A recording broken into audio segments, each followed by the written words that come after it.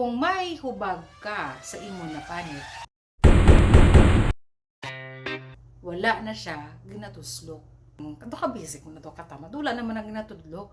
I'm saying this because it's the usual story. You've heard this many times and you know my frustration. And a few days ago, I had a patient who came in for acne. I asked her how her acne started. Nagpa-facial siya, kag duging kote gito, breakouts siya.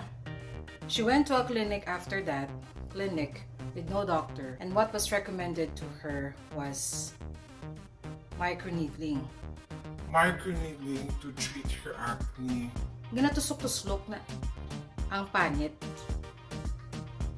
So imagine mo, acne. Ang treatment, microneedling. Pamatsyag nyo ano ang naging result sa iya na sa panit. So ang hubag sa skin, ang solusyon sina, wala ginatuslok.